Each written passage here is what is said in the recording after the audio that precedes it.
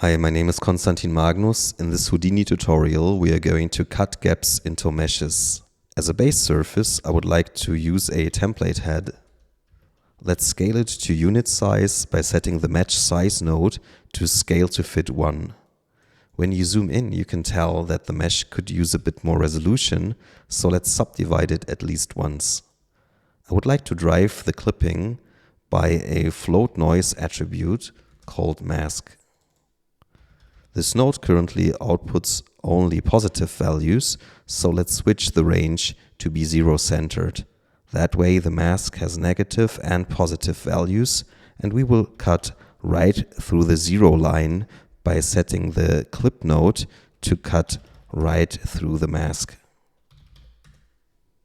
I would like to keep both sides, so let's keep all primitives and output the clipped edges as a group. You can colorize this clipped edges group by enabling the edge group view and choose a more powerful color. If you zoom out, we can tell that we do not have a gap yet, so let's first convert the edge group into a curve and measure the distance from the mesh surface to that curve. So the first step would be to use a curve from edges node and restrict it to the clipped edges group. Then back to the clip mask node, we are going to measure the distance from geometry, assign the curve to the second input, and set the metric to simply distance from surface, because we do not care whether the curve is seen as being inside or outside the geometry.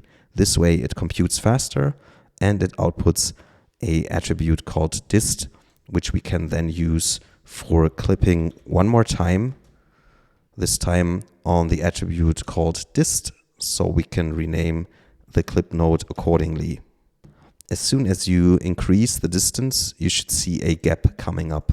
And this can be really fine, because if you zoom in, you can tell that the first clip node already cut through the polygon, and the second clip node is only offsetting this. Let's visualize this by keeping all primitives, and you can tell that here was the initial cut and the second clip node is only doing additional cuts offsetted away from that curve. So you could either keep the stripes or the primitives above the plane. Now back to the attribute noise, you can offset this pattern and maybe make the curve a bit simpler by removing the fractals. Thank you for watching.